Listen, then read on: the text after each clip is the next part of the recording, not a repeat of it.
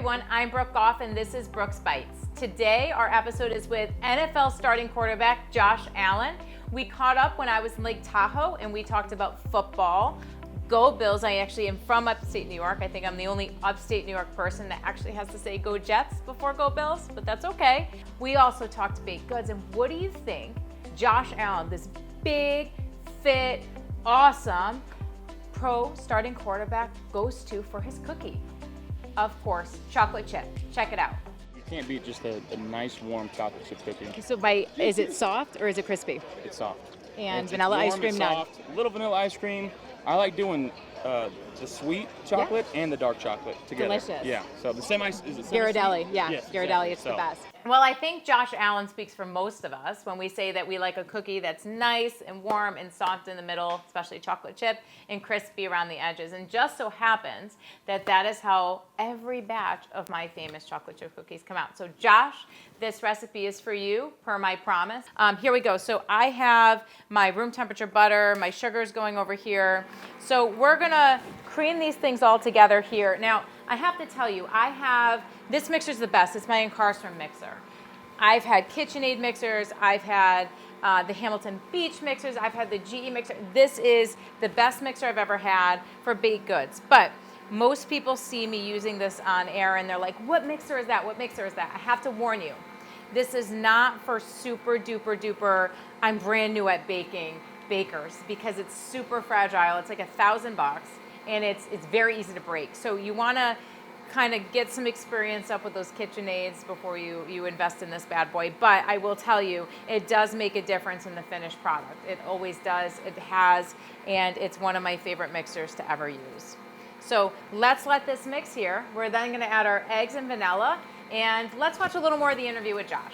I've been watching you out here, and you are so great with the kids, and I know that their parents and everybody else. So I have to say, some of the players kind of just go by and ignore. You went out of your way to go out with the kids and everything else. So obviously the kids and the fan and everything, that's very important to you, right? Yeah, absolutely. I remember being that kid looking up to somebody that was in my shoes and just knowing that a quick fist bump or a picture that does wonders for them, and that's what I try to do. So we've just creamed our butter and our sugars together. We have 2 eggs. Both eggs can go in at the same time. I always recommend that you crack the eggs first. I do a lot of the live segments, and I will tell you, I can count on more than one hand how many times a shell has broken in, and once that happens, no matter what, you're not fishing it out. So don't play, don't pretend you are, don't feed people and just pray they don't get the shell or that it broke down to be too small. Start over. So just crack the eggs early and you won't have that happen. And here's the homemade vanilla. So we're gonna add this in here before the eggs get too mixed in, because what the eggs do is they make it super fluffy, right? Get a little more vanilla because you can't put too much in there. And it's almost going to become like a meringue type situation going on in here. So what we're going to do is we're going to let all of this kind of come together. Now our dry ingredients you're going to mix ahead of time. So it's your flour, your baking soda, your baking powder, and your salt.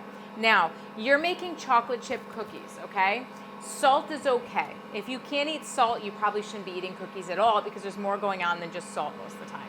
So you need to use the coarsest, most amazing sea salt you can find, because those pieces hold, and when you're eating the cookie, you're gonna get a giant piece of salt. And let me tell you, salt and chocolate are made for each other. It's like, honestly, I don't understand the salt and pepper reference. It should be salt and chocolate for everything. It's the truth. They're made for each other.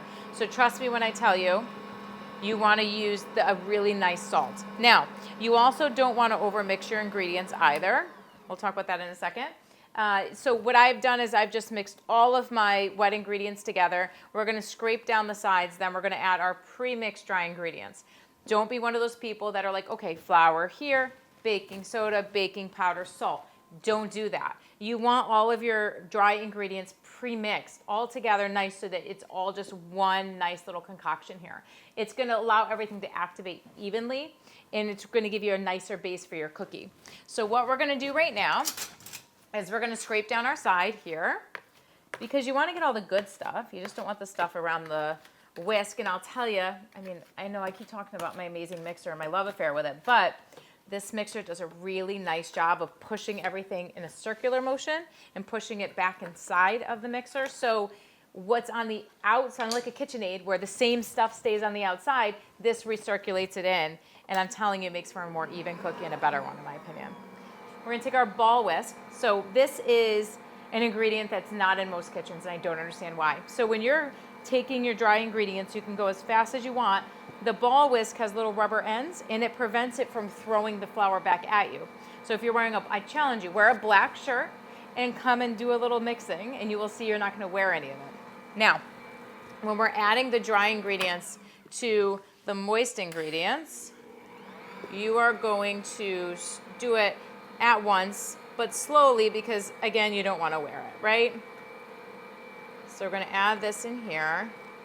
You do not want to overmix. Some people leave it, they're like, oh, I'll come back later.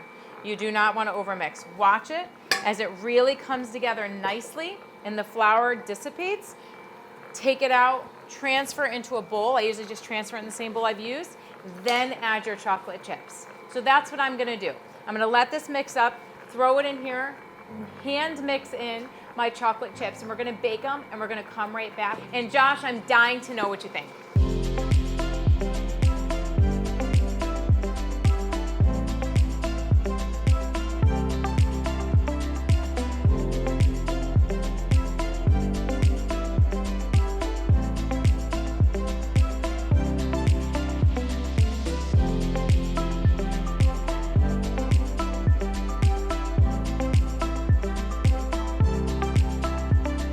Josh, maybe I'll take a trip to Buffalo, bring a couple dozen chocolate chip cookies, and the team can try them, and y'all can tell me what you think.